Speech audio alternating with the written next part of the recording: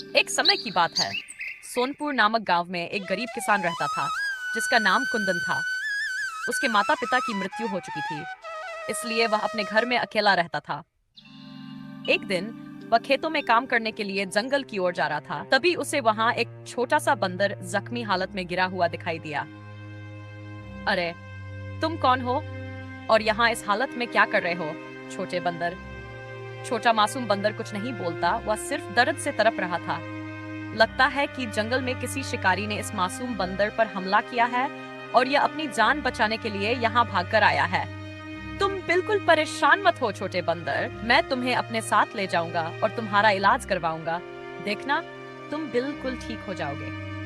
कुंदन उस बंदर को दिलासा देता है, लेकिन बंदर सिर्फ अपनी बड़ी बड़ी आंखों से उसे देखता रहता है। छोटे बंदर, तुम क्या गूंगे हो?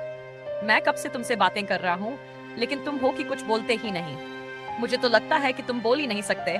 खैर, कोई बात नहीं, मैं तुम्हें वैद्य जी के पास लेकर चलता हूँ।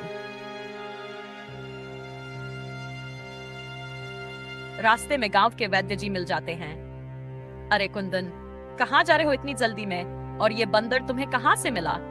अच्छा हुआ वैद्य जी, आप मिल गए। मैं आप ही के पास आ रहा था। ये बंदर बहुत जख्मी है, कृपया इसका इलाज कर दीजिए। कुंदन, लोग मेरे पास इंसानों का इलाज करवाने आते हैं और तुम मेरे पास एक बंदर को लेकर आए हो? जानवर तो एक दूसरे का शिकार होते ही रहते हैं, इसमें क्या नया है? नहीं वैद्य जी, ऐसा मत कहिए। जिस तरह हमें दर्द होता है, वैसे ही इन्हें भी होता है। मुझे नहीं लगता कि तुम्हें अपनी मेहनत की कमाई इस बंदर के इलाज में लगानी चाहिए। वैद्य जी, मेरे पैसों की कीमत इस बंदर की जान से बढ़कर नहीं है। ठीक है कुंदन, अगर यही तुम्हारी जिद है तो मैं क्या कह सकता हूँ। चलो इसे मेरे घर ले चलते हैं। वैद्य जी कुंदन और बंदर को अपने घर ले जाते हैं। वहां वे बंदर की चोटों पर मरहम लगाते हैं और पट्टी बांधते हैं। देखो कुंदन, मैंने इसकी मरहम पट्टी कर दी है, लेकिन तुम्हें इसका बहुत ध्यान रखना होगा। ठीक है। कुंदन बंदर को अपने घर ले आता है। बंदर बेचारा जख्मी हालत में चुप उसके पास लेटा रहता है। छोटे बंदर, तुम तो कुछ बोलते नहीं और मैं तुम्हारा नाम भी नहीं जानता, इसलिए मैं तुम्हें छोटा बंदर बुलाऊंगा।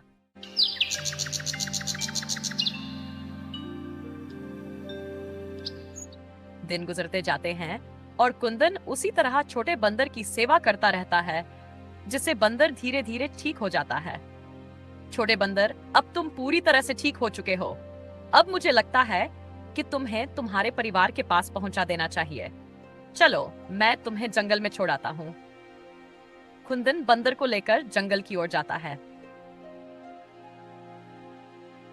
देखो छोटे बंदर, तुम्हारा जंगल आ गया, अब तुम अपने परिवार के पास चले जाओ। मुझे यकीन है कि तुम्हारे परिवार वाले भी तुम्हें ढूंढ रहे होंगे। लेकिन यह सुनकर बंदर उसकी गोद से उतरता ही नहीं। छोटे बंदर, अब तुम जंगल में अपने परिवार के पास जाओ।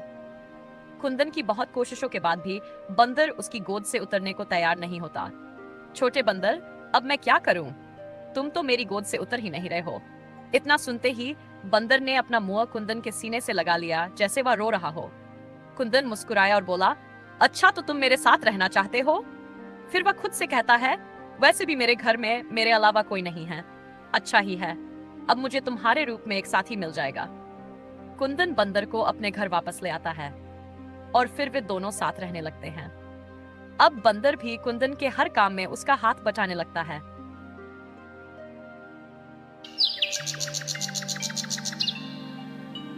एक दिन जब वह खेत में काम कर रहा था, तभी गांव का जमींदार वहां आया। सुन कुंदन, आज के बाद मैं तुझे इस खेत में काम करता ना देखूं। ये जमीन मेरी है और अगर दोबारा तूने यहाँ खेती करने की कोशिश भी की तो तुझे इस गांव से निकाल दूंगा। कुंदन गरीब होने के साथ ही बहुत सीधा भी था। उसने बिना कोई विरोध किए वहां से जाने का फैसला कर लिया। वह घर पहुंचा जहां उसका बंदर उसका इंतजार कर रहा था। अब मैं क्या करूं?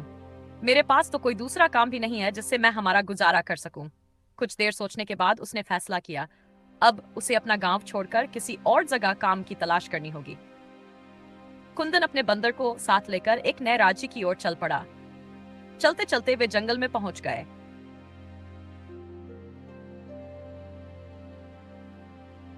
कुछ घंटे बाद वे एक नए राज्य में पहुंच गए। शाम हो चुकी थी। और अब तक उन्हें खाना नहीं मिला था। तभी कुंदन ने देखा कि राजा अपने सैनिकों के साथ वहां से गुजर रहे हैं। तुम कौन हो? मैंने तुम्हें पहले कभी अपने राज्य में नहीं देखा। महाराज, मेरा नाम कुंदन है, मैं एक गरीब किसान हूँ। इस बार मेरी फसल खराब हो गई और मेरे पास कोई काम नहीं है, इसलिए मैं यहाँ काम की तलाश में आया हूँ।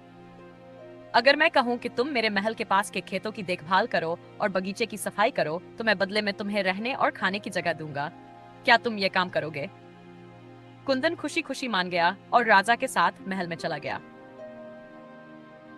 कुंदन बहुत मेहनत से काम करता था। उसका बंदर भी उसकी मदद करता। राजा कुंदन की मेहनत और ईमानदारी देखकर बहुत खुश हुआ। लेकिन एक दिन राजा के मंत्री घबराए हुए महल में आए। महाराज, बुरी खबर है, खजाना चोरी हो गया है। राजा सिंहासन पर बैठा सोच रहा था कि उसके राज्य से खजाना कैसे चोरी हो गया। तभी मंत्री ने कहा, महाराज, मुझे लगता है कि यह चोरी किसी बाहरी व्यक्ति ने की है और सबसे ज्यादा शक मुझे उस किसान कुंदन पर है। राजा थोड़ा चौंका।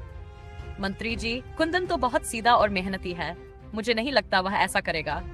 लेकिन मंत्री ने राजा को समझाया, महाराज, खजाना तो गायब हुआ है और कुंदन के अलावा कोई भी बाहरी व्यक्ति महल के अंदर नहीं आता जाता था।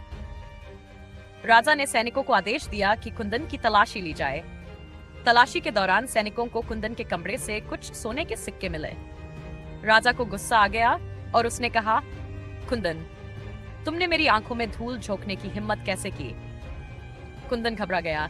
नहीं महाराज, मैं निर्दोष हूँ, मुझे फंसाया जा रहा है।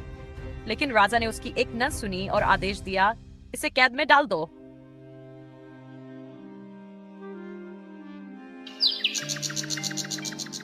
तीन दिन बीत गए, कुंदन जेल में था। तभी उसका वफादार छोटा बंदर राजा के पास आया और हाथ जोड़कर बोला, महाराज, मैं जानता हूँ कि आपका खजाना कहाँ है और इसे किसने चुराया है, लेकिन पहले आपको कुंदन को रिहा करना होगा।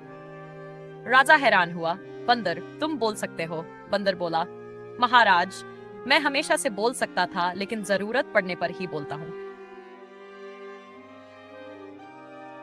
राजा ने कुंदन को रिहा किया और पूछा, अब बताओ, मेरा खजाना कहाँ है?